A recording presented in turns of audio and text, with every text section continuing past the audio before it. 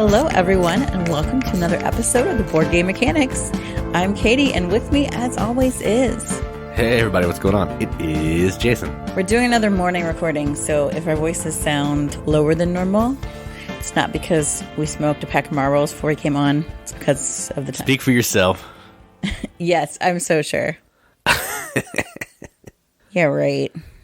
You have, like, the biggest aversion to smoking. I know. I'm a fuddy-duddy. I don't let anybody have any fun with drugs and nicotine and booze. No, I know. don't. I get it. I got it. Great. That makes it sound like, oh, I'm out there, like, doing wild stuff, but you won't let me. No, Jason just has this weird, twisted sense of, like, it's not justice. It's like a moral code, and he thinks everyone should live to his exact moral code because of the experiences he's gone through. But the problem is, no one else had those same experiences but Jason. I'm not saying it's right. Okay, it's just Or it's just logical. what it is. It's just what it is. It is what it is. Yeah, it's fine. Keeps you out of trouble. Keeps me out of trouble. True. My stringent moral code. It's like the Superman of moral codes. What? An alien that likes the sun? Yeah. I don't love Superman as a superhero, I gotta say. Everybody can get mad at me, but I think he's kind of a ween. He's like the DC version of Captain America. That's kind of how I look at him.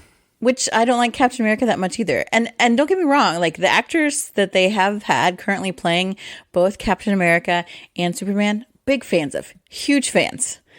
However, the actual entities themselves, no. Like Superman, like he's not even human, he's an alien.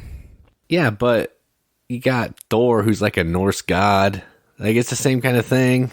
Made up characters, made up things that aren't real. I also feel like the thing about Thor is that he has like these natural foibles, like all kind of characters in mythology do, that make them in many ways seem much more human, which I don't feel that way about Captain America and Superman. Yeah, well, Captain America's a saint, but we can move on from this. Yeah, but that's why I prefer Bucky Barnes. Captain America is a national treasure. Oh my gosh. I don't care if he's a national treasure. He's a dweeb. You stop speaking ill of Captain America. I like Chris Evans. Don't have any problem with that, dude. Captain America. He's Chris Evans is probably not a saint. Not from what I've seen, no. And that's okay. That's why I actually like him. That's why I don't like Captain America. Like, you can't relate to somebody that is always that good, always self-sacrificing. And I realize that we want that, I think, in heroic characters. But I also feel like we're getting to the point where we're like, that's great for them to be this hero, but how can anyone else possibly relate to that?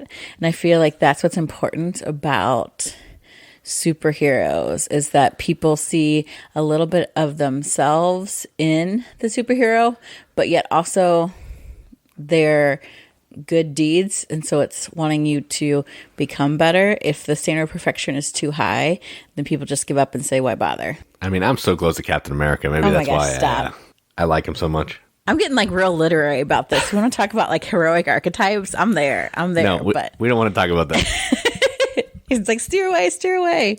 Don't let Kate talk about anything she thinks is interesting. This is a board game podcast. We've already derailed long enough. I know, you're right. I should have just been said, let's go right to crowdfunding because nobody wants to hear me ramble.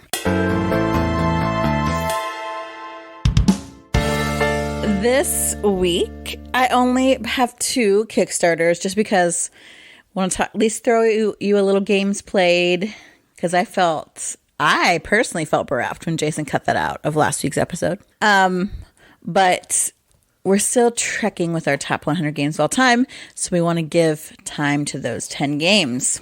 So the first one, I guess maybe this is cheating, but it's 2 games in one Kickstarter campaign, so I feel like it totally works.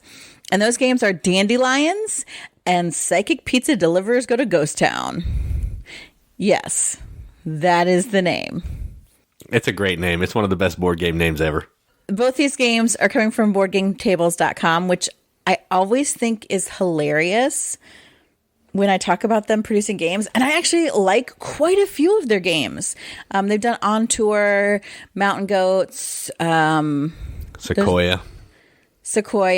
There's some other ones that I don't like, but those ones I do like. And Dandelions is kind of in the same universe, the same mold, I guess, as like some of those smaller games. Sequoia, the same art. Yeah. Mountain Goats, especially. It's kind of similar to that. So Dandelions is a little dice rolling game. So you've got 11 dice that you're rolling at the beginning of your turn. And then once you, at the beginning of the game, really. And then those 11 that you roll right then are what you use for the next 11 rounds. So that kind of places the game. And you're using those dice to kind of move around these little gardens to get as many points as you can and keep other people from getting those better points. So kind of like Mountain Goats, where you're jockeying for position to get points. The artwork is really cute. It looks really simple. I like these little like dice rolling games from them because they're so easy to teach. They're nice little filler games. You can play it once and move on to maybe something heavier. Or if everybody likes it, you can play it several times in a row and not get tired of it because it's like a quick, easy, fun little kind of game of chance with a little bit of extra kind of gamer function. So the second game is totally different. And both these games were originally Japanese games. And so Board Game Tables they tried to keep them very close to the original and just smooth them out a little bit and bring them to the English market. So the second one is Psychic Pizza Deliverers Go to the Ghost Town, which is hilarious. That is the original game. So funny. That's the original game title, I mean. So in it, you have one person who is the mayor of this ghost town. And you are psychic pizza deliverers trying to deliver your pizza through this town. It's dark, though, so you can't see where you're going. And only the mayor knows what's on the map. So you have to figure out how to get through this town to deliver your pizza. Not like falling into wormholes, running into ghosts or fences.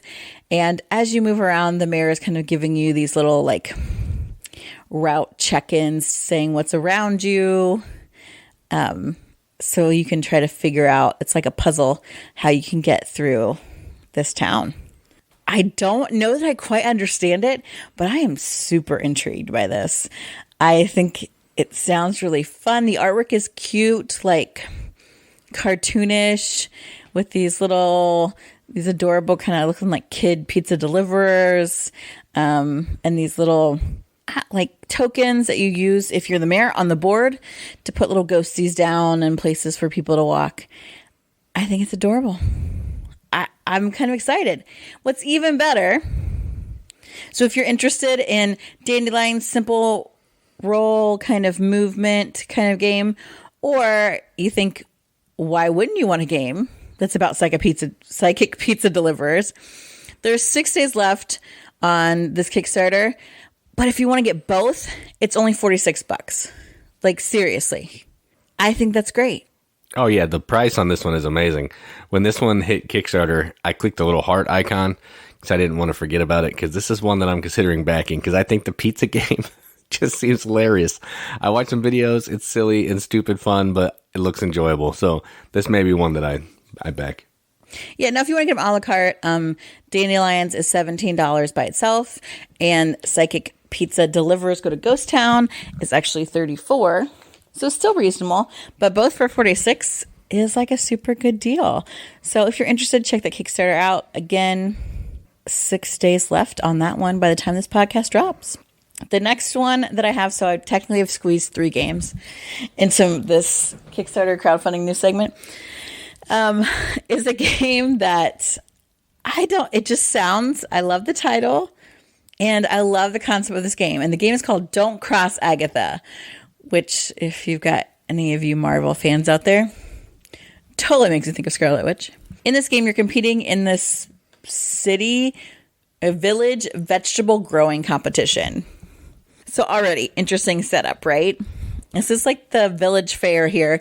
And you want your vegetables to be the shiniest, the biggest, the heaviest. The thing is, also in your village is the witch Agatha. And she hates to lose. And if she loses, she will curse you and turn you into a toad. So the idea in this game is to win the village competition, but not beat Agatha. So you want to come in second place.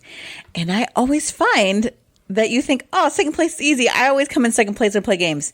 Yeah, it's not always that easy when you're trying for second place. So you've got, it's a card game, and you're playing cards to increase your vegetables. You've also got different characters that you can play as that give you your own kind of player powers. You can play cards on your own to modify, improve your vegetables, or attack other people's vegetables. And other action cards that allow you to that like affect people on the table. Like you can set loose an angry bull that will destroy someone's vegetable, or you can lay some trap cards down on top of the vegetables, maybe that people want, or react to cards that people play on you. And then there's these Agatha cards that are these really powerful spells that she plays throughout the game. And that kind of is also your like timer mechanism, because once all 4 of her spells have been played, the game ends. Which I think is really like, then so there's an interesting of, ooh, how many Agatha cards have played? Am I going to hold on to this? Because you want to make sure you're not ahead of Agatha when the game's over.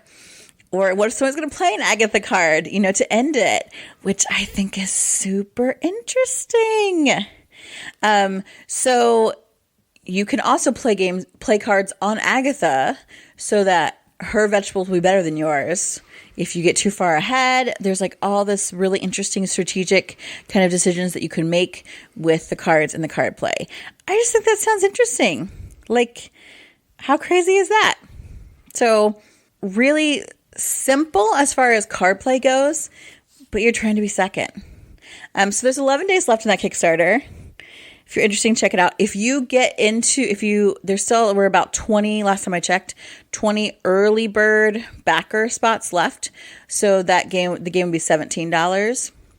But even if you don't get those early bird spots, the card game's only $20. So that's don't cross Agatha. Yeah, this one does seem funny. Too bad you don't win if you're in last place. I may have a shot then. Yes, well, you won some games the other night when we played. It doesn't happen very often, but I do like the concept of not getting first place and being the winner.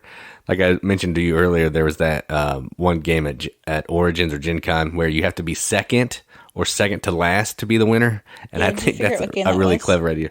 No, I need to Google it because it seems really cool. But it's that same kind of concept where you don't want to be too good, but you don't want to be too bad, and then you're going to win. I just think that's cool. I agree. I probably would not do well at this game because you're always awesome. I am always awesome. I just can't contain my awesomeness to get second place. Well, so that's what I have for news and crowdfunding this week.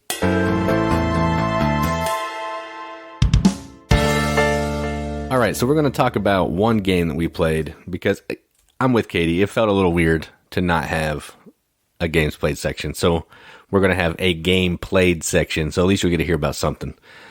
And the one game we're going to talk about this week is called CloudAge. And it's from Capstone. And it's from designer Alexander Pfister and a co-designer. I'm not sure the co-designer's name. Sorry about that. But what you're doing in this game is you are taking control of this like Zeppelin type thing, and you're trying to fly around this map, going and fighting in cities to try to get bonuses, ultimately to end the game with the most points. You're going to be trying to build buildings, you're going to be trying to upgrade your Zeppelin so it can move farther and attack better.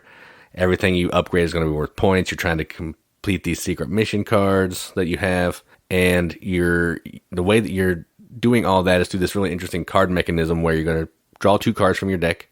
The lowest card is either going to give you a lightning bolt or another building card. Well, lightning bolts is energy, which is how you do a lot of things. And then the higher number card is going to be how much you can move around the map. So you're trying to hopefully have better cards as you go on, because you're going to be drafting some cards through this other phase to make it so you're always going to have good cards in your deck. So there's a little bit of deck building.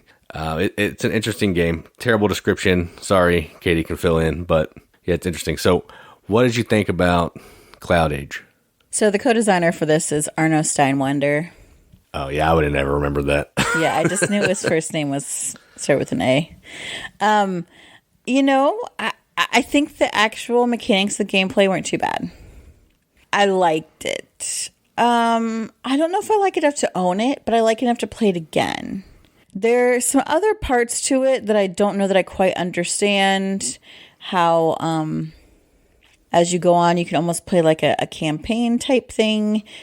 And yeah, I think from what Chris was saying, I think it's basically just changing the board layout, and it's going to give you that like little book card that we were using. Yeah. It's going to make those a little more interesting. That's what it seemed like. The board's going to be more interesting, and the goal cards, you'll get more of those, and just a little more depth to it, I think. I just think they should have just made that the game.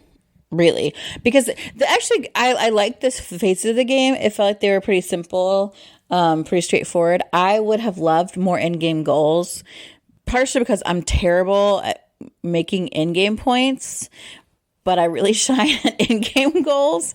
So I think there's a possibility for multiple paths to victory. Just we played the basic setup, and I think it might grow as you use the other parts that are there in the game. But it did have like those little cute airship meeples and lots of different ways you can decide, oh, I'm going to build these type of upgrades to my ship, or I'm going to build these type of cards. And I like that you kind of had your own choices of where you wanted to go, as far as like what you wanted to do to get points. I would like that to see that grow even more. But I did enjoy it. Looking at the box art, I would never pick it myself, but that's probably true of almost every game that our friend Chris brings over. So I'm trying to overcome that.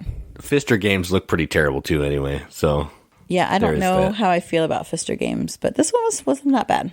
One thing that I forgot to mention is there's two phases of the game effectively. There's the moving around, and then there's a phase where everybody gets to pick an action on this action board that's going to let you build buildings. But the cool thing about this is when you're gathering resources, there are these cards that you're basically going to win to get into your deck to make your deck better.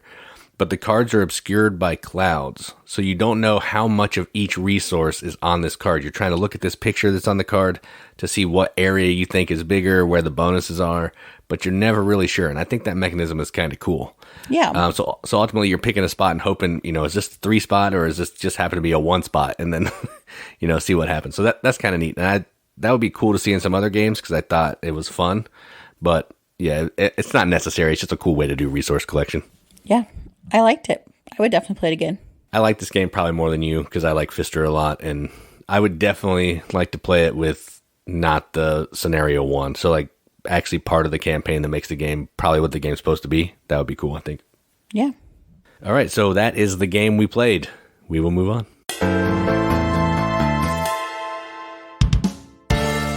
All right, so we are continuing our top 100 with this week's episode, and we are just kind of getting started. So last week you heard just the first part of our top 100, and this week we get into numbers 90 to 81. And actually, after last week's disaster of Jason's list, he decided to fix it. So there has been some rearranging. There were some hanging chads, and I think Jason's list might actually reflect his true board gaming interests this time. Yeah, it's much better. Meanwhile, I can follow simple instructions, and my list will be the same. I was looking at my number 1. I was like, why is Cards Against Humanity my number 1? I had to go. Yeah. I had to go fix it. It was bad. We haven't even played that in the last year. My goodness. All right, so we're going to start with our number 90. Jason, give us your new and improved list, please. All right, so just to clarify, some of the numbers that I did last week were actually in the correct spot when I reran my list. So I had to change about 6 of them out. But outside of that, the list is now much better. So my number 90 is a game that we just picked up this year, I think. Our friend brought it over, and I liked it, and I wanted to get it. And it's called Cubitos. It's from AEG. And this is just a simple little push your luck, dice rolling, racing game. You're buying different kinds of dice that have different abilities, and you're trying to be the first person to make it around this map to the finish line. If multiple people make it to the finish line, whoever makes it past the farthest is the winner. That's effectively the game. There's different maps. There's a bunch of different dice. Well, the dice are always the same, but there's a bunch of different cards that you can use for each of the dice to make the powers on the dice a little bit different to make the games go on differently every time. And I like it. It's probably not the best game in the world, not the deepest game in the world, but it's fun to me, and that's why it's on my list. So my number 90, Cubitos. Yeah, that's not even on like my top 250. I find that really interesting. Yeah, I think I do like it more than you, though, for sure. You do. Like, I think it's really cute art. And I think since there's a lot of, it's effectively dice rolling, people really do like this game. Like, it's a good stepping out, like, next level game for non-gamers. I do think it's cute. Yeah, and I always say if the game has push your luck in it, I'm going to like it better. So that's probably what happened here, too. That is true. I agree. My number 90 is a deck builder that our friend brought over. We don't own this game, but the more I play it, the more I think I like it. And that game is Arctic Scavengers. So again, I don't care about the theme, which is, I do care about the theme. I just don't care for this theme. I think that should just go without saying for most of our list. No, I actually do. I like theme. This one is a theme I don't care about. So, like, I don't know. There's some kind of like post-apocalyptic. Yes, we're living this post-apocalyptic frozen wasteland. I don't care about that. That's not I think. And honestly, did you say the name of the game? Yes, Arctic Scavengers. Sorry, I missed it. I was looking at the list. Jason, my number 90 is Arctic Scavengers. I got it. Welcome to the podcast. So, but this game is about kind of, you're trying to build up your tribe and your little tribe of survivors and get things that your tribe needs. I basically ignore that because I hate that theme and pretend it's something else. But as a deck builder, this game is really interesting. There's like, supposedly these they're good. Sometimes they're not that good. These kind of hidden cards that whoever the first player is will see at the beginning of a round. And after everyone plays their hand, you can save cards back from your hand to use as a way to fight over this special card to get to put in your deck. And sometimes it's really good. Sometimes it's not so great. But that whole like bluffing kind of, what am I going to save? What am I going to use mechanic, I think is really cool. My favorite thing is knowing the secret information. Like, I'm just like, ooh, I know what this card is. Like, I'm so into it. But it's got like a really tight mechanism of cards that you can play. Like, if you have tools, you have to have somebody that is able to use said tool. The tool itself doesn't do anything for you. So you're trying to get cards that allow you to use the tools that you have, as well as when you use a card, cards may have multiple different actions listed on them. But you can only use the card once for one action. So deciding, do I want to use this card to fight? Do I want to use this card to help me gather, buy other cards? Or do I want to use this card? My favorite one is where you can go digging through like the junk pile and try and get other good stuff to add to your hand. I think that's cool. There's a lot of really neat different things. I think we played a little bit with the expansion. So like you can get like a tribe leader that gives you a different kind of power. There are other like additional types of people that you can recruit to be part of your tribe. There are also, different equipment and things that you can do. So I love deck builders. I wish the art was prettier and the theme was cooler on this, but the game itself is super fun. So my number 90 is Arctic Scavengers. Yeah, that's a good one. I'm not sure if it's on my list or not, but I do like it. Did I do justice in describing it? I'm not sure. I felt like I don't know if this is how this game plays. Am I saying it right? I mean, it's effectively a deck builder. You have to have people to hold your tools, and then whoever you don't use is going to be like a bidding for a special card. Yeah, that's effectively the game. Okay, just making sure. All right, so my number 89 is a game I really like. It'd probably be higher if I played it more, but the theme is just like crazy heavy and hard to bring to the table because it's so heavy of a theme. And it's called Freedom, the Underground Railroad. And this is a cooperative game where each player is taking on the role of an abolitionist, trying to help slaves get up to Canada to be free before they're caught by slave catchers and ultimately killed. You're trying to rescue more slaves than you lose or get killed to win the game. The game is brutal. It's really hard. There's not enough stuff you can do on your turn. Every action you make feels like it's the most important action in the world because, you're trying not to lose these little cubes. They're just cubes, but what they represent is just so much more. And it's a great game. It has awesome art. If you haven't played it, I would recommend at least playing it once. It's really good. It's kind of educational. You can see like the routes, and there's a bunch of cards that have information on it. It's really interesting. So yeah, my number 89, Freedom the Underground Railroad. Yeah, this isn't my top 200, obviously, but it is a brutal game. But I think that the fact that those decisions feel so tense means the theme is so prevalent in this game. It is so good. It would be higher on mine if we played it more, but it is hard to be like, hey, let's play a game where we might get actual people who are trying to get free from slavery to go back into slavery. Yeah, I mean they abstract it out, so the slaves are like cubes, but still, like what what they symbolize. Yeah, it's rough. It's rough. But it's such a good game. It's such good gameplay, and it's so important, I think, to wrestle with those hard things too. My number 89 is a game that I kept thinking maybe it should not be this high, but if you include it with a couple of expansions, I think it absolutely deserves to be 89, and that is Champions of Midgard. We never play this without the Valhalla expansion. Well, we use both of them, but yeah, we'll never play it without Valhalla. Valhalla, what's the other expansion? I can't remember. Like the mountains or something like that. Oh, I don't know. Yeah. We play it with all the expansions. This is one of the few games that we have like the player mat for. I mean, we have all of it. And that's where I think this game really sings. Because, as you all know, I like multiple paths of victory. And this game really has it, especially with the extra expansions. Because you can fight the monsters in the sea, you can fight the Draugr and the trolls, or you can go do some rune collecting, or you can like go die gloriously in battle and do some set collection with the Valhalla stuff. Like there's just so many things to be done here. And for me, like I like in-game scoring stuff. So there's a route to go that way.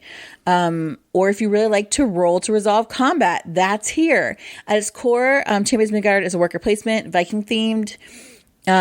You are going around collecting resources for your Vikings so they can go out and fight beasts. And earn glory, carve runes, build ships, and you got to feed your followers. So there's just all kinds of good stuff in one game. Like I really like that about this game. I like the way it looks. It's from Gray Fox, and I really like Gray Fox. So all around, like it's a good epic battle. You go your way, I go mine kind of game. And I just think that's a beautiful thing. So, number 89, Champions of Midgard. Yeah, I like this one quite a bit. I'm almost 100% certain that I'll talk about it later. Okay. All right, so my next game, number 88, is a Days of Wonder game.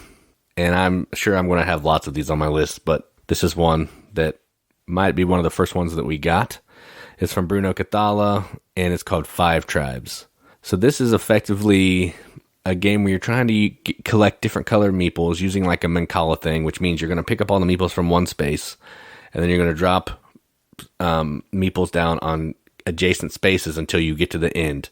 The last meeple that you drop and the color that it is fires off the action that you get to take. So there's like 6 different actions. You can collect white meeples to recruit genies. There's yellow ones that are going to let you score points.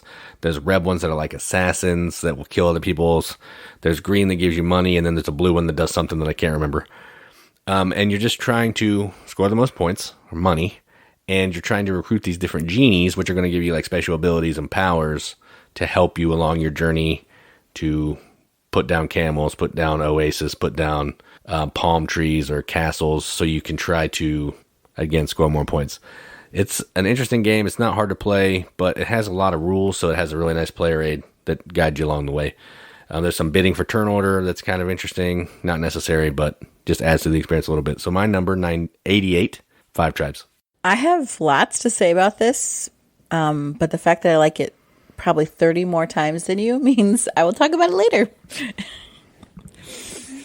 My number 88 is a game I think you talked about last week. I did. It was my number 100. Okay.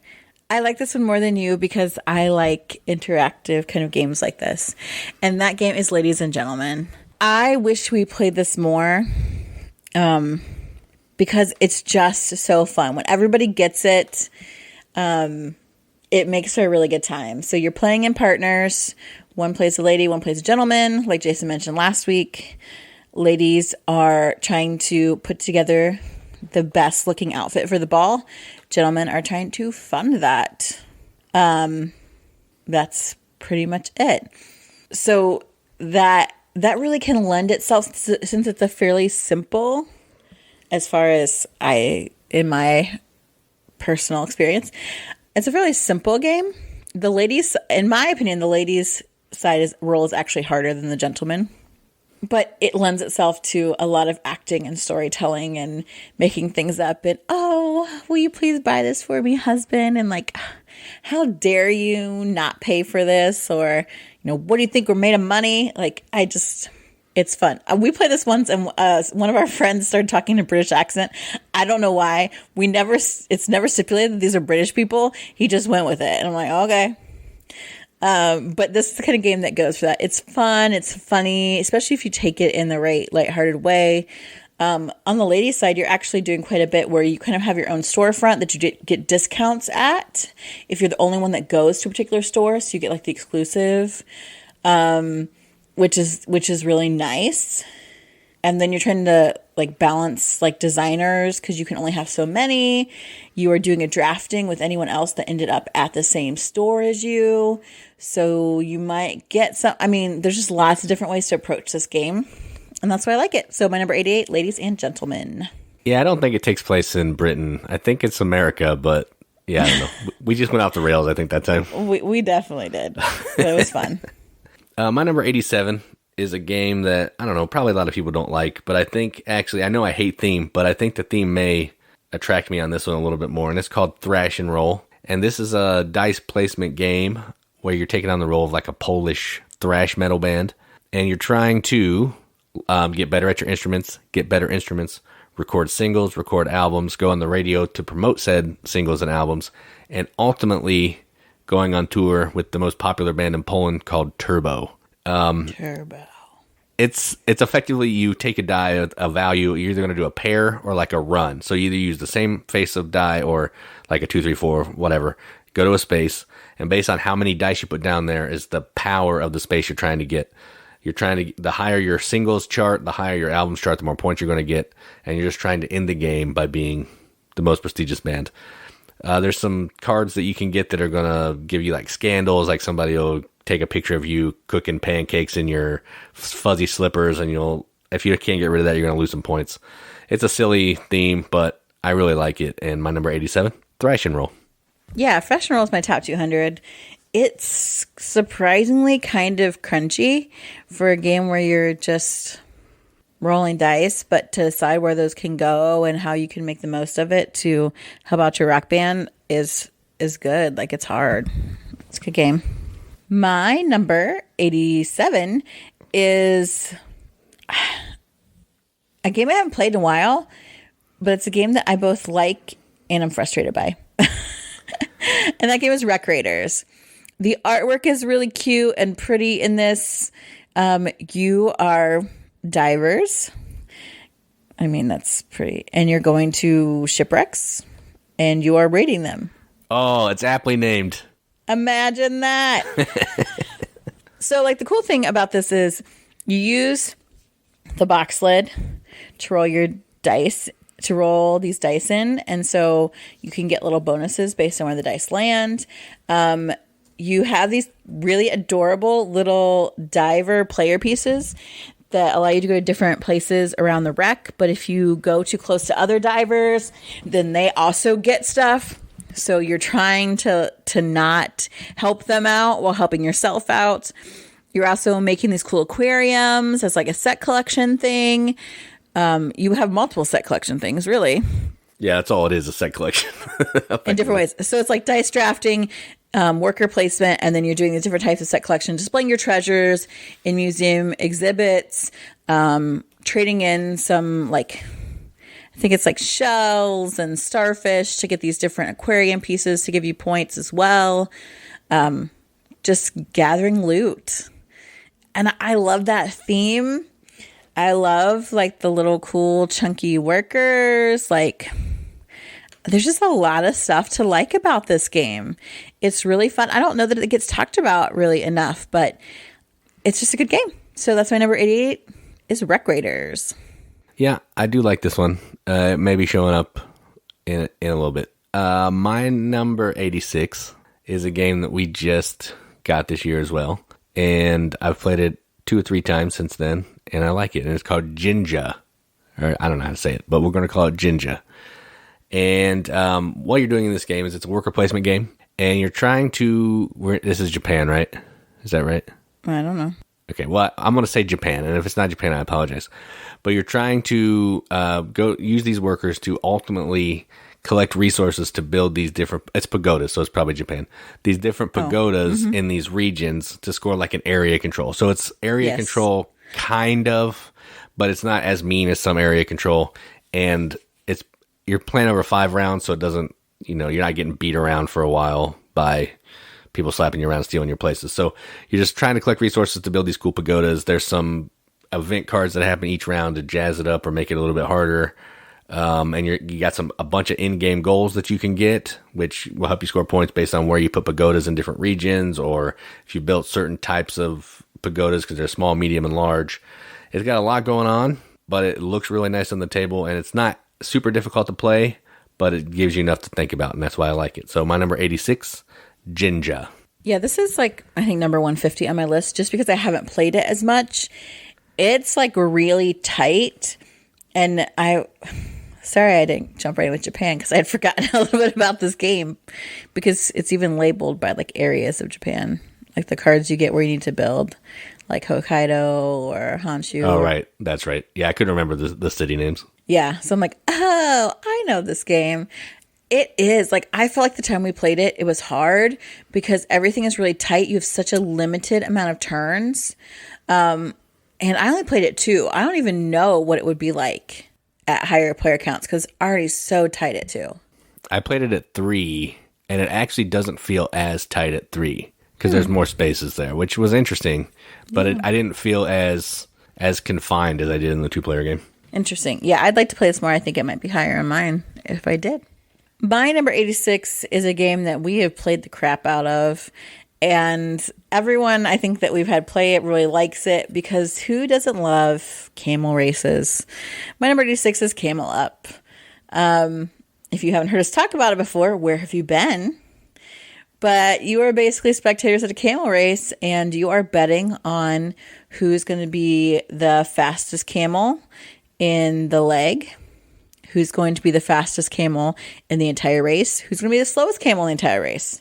You're also, depending on if you play, we play with some of the expansions where there's a little bit of a longer race. You can take pictures of the camel for points. You're also like getting some points by, the best thing is the fact that you have dice inside this pyramid, and you get to release them in order to see how far the camels go. It's totally push your luck. It's there's a lot of randomness, but then also a lot of like, okay, well, what camel can go? Who still is left? And if that camel stacks on that camel, like which camel's going to be first? Just a lot of fun in a really pretty easy game. So my number 86 is Camel Up. Yeah, this is a good game, and I'm going to put this out. If anybody knows where I can find the playmat that's a bigger board and has an additional expansion on it, you know where to find me. No one's answered my pleas for the Juggalo expansion, so who knows? That's true. Maybe we'll have better luck with Camel Up. Maybe. My number 85, now I can actually put it on the list because it's officially out and no one can give me garbage about it. And it is called Lawyer Up, 2-player only card game where one player is taking on the role of the defense, one player is taking on the role of the prosecution, and you're basically trying to prove your side's case and win the jury in your favor. Ultimately, how that plays out is it's like a little tug-of-war card game You're playing these cards down that have different icons on them, and you have to play a card based on some of the icons that you played down in the first card. So if I play a card down that has a skull and like a weapon on it, the next card I play has to have one of those weapons or I can't play it. And I'm also trying to play cards that sway the jury in my favor, because if I have a higher value on my side than you, I can do some manipulation of the jury, and if I can win all the jury, if I'm the prosecution, I win.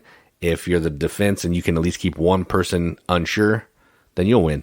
It's interesting. There's a little more to it than that, but that's at the heart of the game. That's what you're trying to do. But it's clever. I've never played a game like it, and I like the theme. The theme is interesting and hasn't been done a ton. So my number 85, Lawyer Up. Yes, I talked about it last week.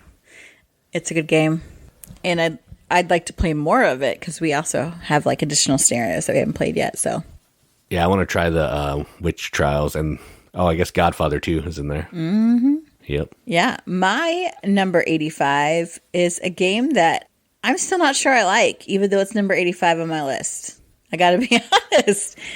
I think it's this high because it just messes with my brain. And that game is Alchemist.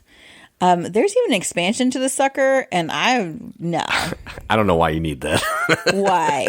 This game is so hard. So you play as an alchemist trying to kind of like find like the secrets to these different types of like potions.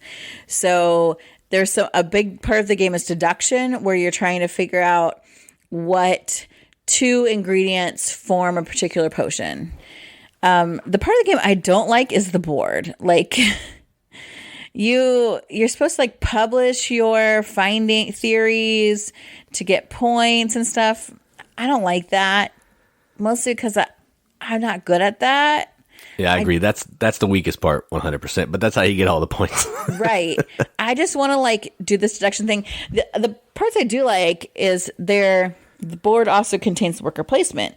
So you can get more ingredients to gather more ingredients to test with. You can sell some potions, try to make some money, because you got to pay people to actually test your potions. I mean, you can test them on yourself, but you could like have to send yourself to the hospital, and then you need to pay for the hospital, and it's just bad times. So I really like that part of it. The theories part is part that I hate, but you're trying to build up your reputation, and that'll convert into points, and you're trying to like get these secrets figured out. That's the part that really gets into my brain, like trying to figure these secrets out. The first time I played it, I lost horribly. I couldn't figure out what I was doing, and I thought, I am stupid. And then I played it again, and I was like, okay, I totally get this. I don't know. The second time, I was your only opponent, so that usually helps. I know. That's an ego booster for sure. So then I'm like, well, maybe I am stupid, and I just can't really play with other people except for Jason. Like, I don't know what's going on. Because if you're stupid, I'm real stupid. No, I honestly think it's because you just give me so much confidence to be myself that I just do so well at games with you. That's your nice way of saying, yeah, you are real stupid. It's not. Shut up. But I feel like it has like a smartphone app, which is really cool to kind of randomize the game. And so you don't have to like have someone keep track of what different elements make what different potions and stuff. Yeah. So I'm like both bad and good at this game. I don't know. There's just something about that balance that intrigues me. So that's why my number 85 is Alchemist. Yeah, I like this one. I think it's higher on my list, I believe. I'm awful at it, but I do like the way that it works. I like the worker placement. I like the way it all goes together. I just hate having to publish the findings because that's stupid. If we could do something other than that there, I would like this game better and probably want to play it more. And it like burns my brain real bad. It does. All right, so my number 85, I was looking at the wrong one, is a game that we played for a while, a lot, and then we haven't played it for a while, and last time I played it, I did so bad that like I haven't played a game this badly in a long time. But the game is Agricola. And this is, everybody knows what Agricola is. It's a worker placement game where you're trying to grow vegetables, you're getting jobs, you're trying to just upgrade your house, get animals and pens so they can have babies to score the most points. The trick with this one is you got to be able to do everything, because if you can't do something, you're going to lose some points, and you also have to feed your people. And if you can't feed your people, you're going to take out this beggar card, which is like -4 points or something. And if you do that 3 or 4 times in the game, you're not going to win. So just don't do that. But Agricola is a good game. It has art that I like, the boring farming theme, which I kind of enjoy. The game is hard. There's so much you need to do, but you can't do it because you don't have enough workers to do it. It's everything that I like in a Euro game, aside from feeding your people, because I don't really love that mechanism. But everything else, I like it quite a bit. So my number 84, Agricola. I like this game just a little bit better than you, so we may revisit next week. Yeah, and I'll tell you why. The reason that I like it, which is completely shallow. Because you can play with the little meeples. Yeah, I know, I get it. It's true. My number 84 is another game that you can play with the tokens in it, and that game is Celestia. I always feel like this is a big party game, but it's really only up to 6 players. I don't know if the expansions... I don't think it does. I don't think the expansion adds anybody. But this is a game where you're all in an airship, and you have cards with different colors on them. And each turn, there's a new captain. The captain rolls the dice, and you have to decide if the captain can play those color cards and keep your ship afloat. It's like push your luck. There's some like interesting card play, hand management, and plus there's this cute like cardboard airship with a propeller that you can spin and hop around to these islands. At any point you can hop off the airship if you're like, I'm not confident in the captain, and you can collect some point cards, and it's a race to what, 20? No. 50. 50. Oh, I don't win this very often, so I don't know what the point value is. It's a race to 50 points. And you can get that. Obviously the further along you go in the track, the higher the points are at those islands. There are a couple of expansions. I think we only have one. No, we have both. Oh, okay. We have both. Which also adds some like fun little things that you can do with the game. Again, it's already fun.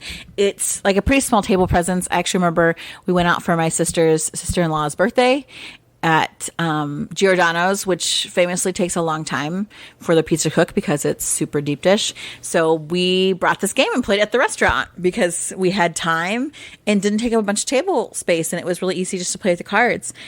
It's a fun, I think, family game. There's some kind of bluffing to it, which I think is interesting. And the artwork is super pretty. And of course you get to play with the airship. So my number 84 is Celestia. Yeah, I like this one. I don't know if it's higher. It might be, but yeah, this is a game we played a lot just because it's in a small box and you can play it anywhere, but it's really good. All right, so my number 83, I keep forgetting that my number starts the new number, You do. is a game that you already talked about in this episode, and It's called Wreck Raiders. Yeah, I like this game for all the reasons you said. I love set collection. I like the worker placement. I like the drafting of the die that tells me which spots I'm able to go to. It looks amazing. It even uses the box lid as part of the game where you're rolling the dice in the box lid, and if the die touches this bonus, that bonus will go on that die spot. It's fantastic. The art is amazing. Production is amazing. And it's just a fun game. We've played this one a lot, and honestly, we haven't played it in a while, which is probably why it's so low, because I forget how much fun I have playing it when I play it. So my number 83, Wreck Raiders. Yeah, I forgot to mention the scoring track at the end. You have these little crabs that mark your scores, and they're really cute. Oh, yeah, those are cute, yeah. My number 83 is The Networks. We bought this game quite a while ago, and I like it because I think the theme is so great, and it does the theme well. So you are the owner of a TV network, and you are putting different shows on in your primetime spots. You want to get shows that people like. You want to get good stars on those shows. You want to get ads that are going to give you revenue for those shows in order to get the most viewership. I think that is so fun. The gameplay itself is pretty easy. Like on each turn, it's like, okay, pick a show, or pick a star, or pick an ad. Now generate revenue, move your spots around. Like it's pretty clear cut, but the choices are fun. We have the Teletime expansion, which gives you more like parodied shows and stars to use, which I think makes it even fun. And we got the new Executives expansion, which I don't know if we've played with yet. We haven't played that yet. But that gives you like specific player powers as a network executive, and I'm excited to try that out. This is from Formal Ferret, which I think is a really fun company name, and this game is super fun. It's like a little bit more complex than a really basic kind of game, but since people really understand that concept of putting a show in a time slot and wanting stars on it and wanting ads, I feel like it's really easy to teach this game to people because the theme is so accessible. And that's another reason why it's really so high on my list. So number 83 is The Networks. Yeah, I like this one. We also have the little 2-player one. Not as good, but not bad. If I'm going to play the game, I'm probably just going to play this one as 2-player. Yeah, if we had never played the original, then sure. The 2-player, what is it called? Rival Networks, yeah. Then Rival Networks would be fine. And if you were like, oh, I really only play with one other person, so sure. Rival Networks, go for it. Still really good game. But, the full Networks is super good, and it is, in my opinion, easy to teach people. Yeah, it is pretty easy. My number 82 is a game from our buddy PDB, Philip DuBarry. PDB. And it's one of I think maybe the first game that we got of his. Yeah, I think that's right. And it's called Spirits of the Rice Paddy. This is a game. It's not the first. Revolution was. Oh, yeah, that's right. Because this actually got picked up at like a Black Friday sale or something. Like we do. Yeah. And what you're doing in this is you're taking on the role of a farmer growing rice, but there's spirits. And I think they're Bali spirit? Is this in Bali? I don't know where this takes place, but there's these spirits that are helping you in your quest to make the best rice. I don't know why the rice paddies are haunted, but whatever. And you're trying to grow rice because rice is points, but you're also using the rice to end up hiring more workers, to get some animals to help you get bugs out of the paddies and fertilize the paddies, move rocks so you can build fences. So you're producing rice and then you're using the rice to do other things, and you're trying to end the game with the most points. There's this other cool mechanism where the water that comes down starts at the first player, it trickles down all of their paddy, and then it goes to all other players. So if the first player is using a lot of water, the other players are not going to get a lot of water, which is interesting. It's an interesting mechanism that isn't done in a ton of games, and I think for good reason, because it is frustrating, but I like it. So we don't play this a ton because the rule book's garbage, and every time I get it out, I have to relearn it from BGG, and I don't like that as much. But when you can figure it out, the game is fun. So my number 82, Spirits of the Rice Paddy. Yeah, I think this is a little bit lower on my list. It is set in Bali, and it is about these Balinese spirits. And it's not that the paddy's haunted. I know. They're calling on spirits to help. They're working with the spirit world to help them have this abundant harvest. I like haunted better. Haunted rice paddies. Sure. My number 82 is not about haunted rice paddies or unhaunted ones. It's a fairly new game, and we have already referenced this IP more than once today, and that is Marvel United. So Marvel United is a co-op game where you and everyone else take on the role of Marvel superheroes, where you're fighting against some baddies. You're doing this through card play from your actual kind of personalized deck that most of you have the same kinds of actions you can do. But there's a couple cards that are specific to your certain character, which I think is cool. And so you play a card on your turn. Now, not only do you get your card's actions, you also get the actions of the card played before you from another character. So you're really working together to try and move around the different locations in the city. You are saving civilians. You are beating up baddies and ultimately trying to thwart these villains in their master plan. It's actually a really fairly simple game as far as playing is concerned. I mean, you play a card and you do the actions on your card and the card before. But it is tense because you want to use actions that are going to help you, but also help the person after you. And in the meantime, Red Skull or Taskmaster or whatever is doing their best to just beat up on people, beat up on you, take over the city. But for me, it's a very family weight, accessible kind of, fighting game in some ways, because nearly everyone knows the Marvel Universe. The actual play itself is easy. I feel like the nature of the co-op here helps you really work together with other people. And so if a newer person playing is not sure, I think that's a nice way to kind of help show them to make their own decisions, and also how their decisions affect other things in a game. And plus the artwork is chibis. And it's freaking adorable. Like, Red Skull is the cutest little chibi guy I've ever seen. I'm like, how can you even be evil? You're so adorable. I like it. So and there's like not a bajillion expansions, but there's a lot. Chris showed me the box. There's a lot. There's a lot. My problem, and so there comes my one problem, is the fact that, like, I love X-Men, but it's not like you can just get an X-Men expansion. It's like a whole nother game. I mean, I think you can mix them and pull people out, but they're separate. So that's if you want to get the other players, it's kind of a monetary investment, but like this gets the crap played out of it. Just because some people are like, ooh, I love Marvel. And okay, you don't play a lot of games? Well, we'll work on it together. And I think that's what's really great. So it plays up to 4? Yeah, we played it at 5 one time. Not recommended, but yeah, it goes to 4. But yeah, it's just a good game. And I am actually interested in getting some of the other expansions myself, particularly X-Men. But my number 82, Marvel United.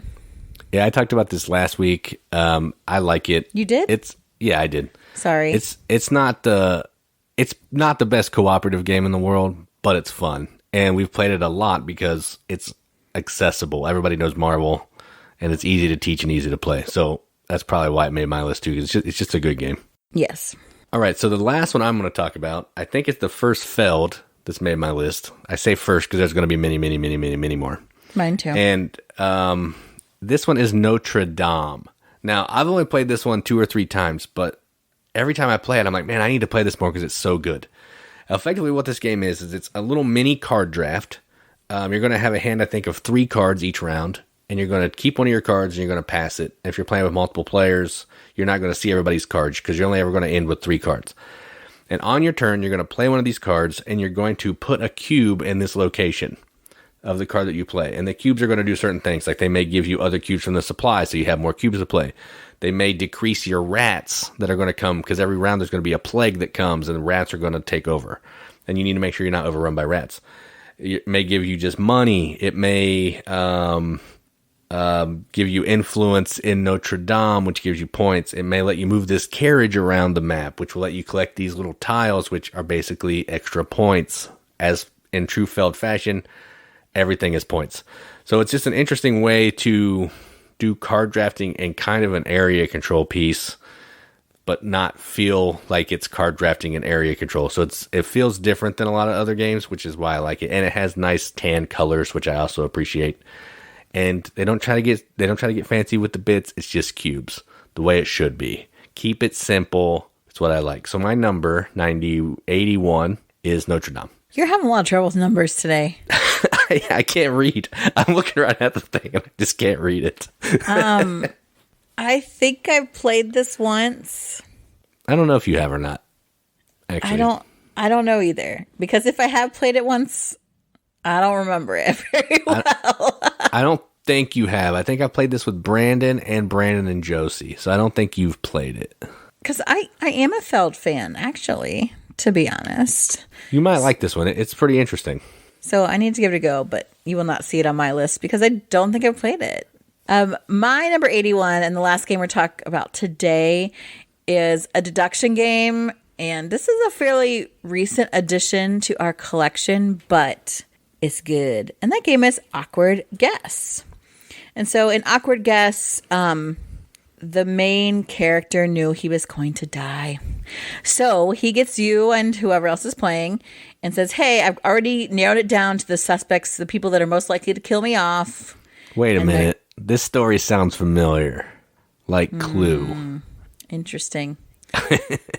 And there's going to be weapons around the house. I'm going to tell you what they are and where they are around this mansion. However, the police actually do show up for this one. Oh, yeah, that's true. They do. So he's dead, and you are going around to talk to the suspects. You're questioning the household staff. You're looking at the crime scene. You're searching for clues around the mansion. You've got police reports that are going to give you some different pieces of evidence. So you're trying to figure out who killed Mr. Walton. That's the name. Who invited you there? Mr. Body. How was he killed? Why did the murderer kill him? And if you play the more difficult settings on the game, you figure out if there is an accomplice. So this is a really this game has an interesting, I forget what they call it, this kind of card system where there are infinite possibilities for replay, and I don't understand how the system does it. But there's all these cards in the box, and they're all numbered. And there's an app. I think it also tells you in the book, in the rules book too. But there's an app that you say, okay, I want to play this level of difficulty. And it's easy, medium, hard, and expert, I think. I think there's 4 different levels. And they tell you which cards to pull. So you pull them, you mix them up. Every player gets 6 cards, and that's what you know. And that's how you start. So then you're moving around. When you move into a different room, which, very Clue-like, but then you say, okay, I want to know information about this. It can be a suspect. It can be a particular, the room that you're in. Or I think it can be, so you say, okay, I'm interested in looking at these 2 things. Then the rest of the players can offer you cards they have, but they're not just giving them up for free. Each card has a particular point value to it, 1, 2, or 3. And so you have to trade your information of the same value back, which I think is a really cool mechanism. So you don't have to take all the information that people offer you, because that means you're giving up what you have. Also, people don't have to offer you up information, but if they don't, you get to pull from what's left in the main deck of clues. And now you've got new information that nobody else has. So there's this really fine give and take as far as how information is traded and gained. And you're going around trying to solve the mystery. The thing is, some suspects are lying. So if you're doing an easier level, the one who's lying is the killer. But you have to determine who is lying. And tracing the path, where could they have gone through in order to get to Mr. Walton, the place where he was killed, and pick up the weapon that they used. It's a really neat take, I think, on deduction. And the fact that you can just play it and play it and play it. You don't have to hide the secret envelope. I mean, there is, I think, they tell you which one. Well, if you play with the app, if you get it wrong, then nobody's out. But if you don't play with the app, then you're out of the game. Which that's the nice thing about the app on this one, is I actually find it useful to tell you what cards to pull, and then you can make a guess and not get knocked out of the game and keep playing. Yeah, it's a cool game. I just really like it. So my number 81 is Awkward Guess. Yeah, I do like it. I'm not sure if it's on my list, but it's enjoyable. I'm terrible at it. But I did look at the app while you were talking, and there's 7 different difficulties from beginner to perfect crime. So that's a lot of different difficulties. That is. I've never played Perfect Crime. I'm going to lay that out right now. No way. I will never play that. I'll sit that one out. I can barely do beginner. That's not true. Beginner's pretty easy. No, it's not easy. I don't know that I've played it, since I've played it with different people every time. I'd like to play it with a group of people that I normally try to solve crimes with. Sounds like I have a club, like we're Scooby-Doo. So next time I sit down with Daphne and Velma, I'd like to play the harder ones where there is an accomplice. So you've got two people kind of lying, which makes up the difficulty even more. Yuck. I'm out on that one. Yuck. So those are numbers 90 to 100. Let's give you a quick, or not 90 to 100, 90 to 81, because we're counting backwards. You've rubbed off on me now. That's true. I did. I ruined it. Let's do a quick recap of our 90 to 81. All right. So my number 90 is Cubitos. Ooh, skipped a lot. My number 89 is Freedom the Underground Railroad. My number 88 is Five Tribes. My number 87 is Thrash and Roll. My 86 is Jinja. 85 Lawyer Up. 84 Agricola. 83 Wreck Raiders. 82 Spirits of the Rice Paddy. And 81 Notre Dame. My number 90 is Arctic Scavengers. 89 Champions of Midgard with the expansions. 88 Ladies and Gentlemen. 87 Wreck Raiders. 86 Camel Up. 85 Alchemists. 84 Celestia. 83 The Networks. 82 Marvel United. And number 81, Awkward Guess. It's a good list there. Only one crossover on this week, but there were a few from last week. So, not quite 40 games, but you're looking at like 34. We're getting close. Yeah, I don't know. I feel like as we get higher up, we're going to have more crossovers, but... Yeah, I think that's a given. It's the two of us playing. So because it's the two of us, and we play games with each other a lot, and we share a board game collection... by virtue of our marital status, we definitely want to hear what your favorite games are, what your top 100. If you've never done a top 100, check it out. Jason actually, I think, exports his list of games played from his BGG tracker, and then you can load that into Pub Meeple's in ranking engine. So I did see, I think it was Scott who said what his top 5 games were. And that's awesome. I'd love to see even more. If you want to track along with us and tell us what your 90 to 81 games are, that would be awesome. Or if you just want to do your top 5, your top 10, maybe you've only got 10 games. So rank those. We just love to hear from you guys. Come to us on Facebook. And if you're on Facebook, you have to join #The Riveted, our Facebook group. I've been trying to shout out people that show up in there for the first time. But that's not to ignore all the people that have been faithfully commenting on there since probably the beginning of that group. There are people that are always jumping in, answering questions, giving feedback, having a good time just talking about games, keeping it friendly, not political, not trolling, just good people talking about good games. I love it. Also, if you are into the picture realm, check out our Instagram and send us pictures. Also the Twitter. I don't understand Twitter, but one of my old college friends just followed us on Twitter and just said a shout out. And actually he was one of the earliest influences on my board gaming hobby. So I won't say his name here, but I don't know if he even listens to the podcast. I hope so, because he's such a good friend and he is into good games as well. So if you understand Twitter, Jason does check that and then he tells me about it. So up your #game and talk about your top 100 there as well. And there's always YouTube. Subscribe, follow us on YouTube. We've got a decent YouTube following and Jason is always pumping out the videos. I keep saying that I need to make some videos and I haven't yet. Maybe once this semester is over, I'll make some videos. I need to do it.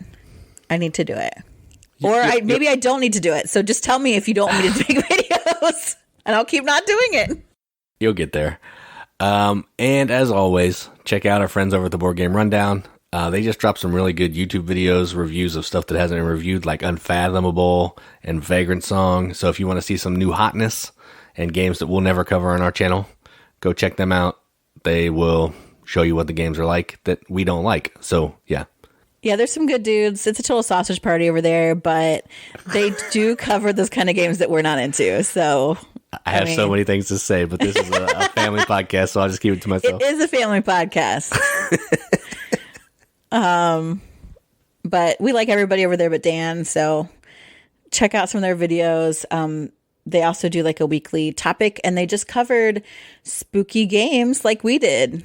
Some of their choices were asinine and left out a lot of good stuff, but hey, they're trying, man, and we want to support that. And the Vagrant song video is really good because Dan's not in it if you want to go check that one out. Hey, there you go.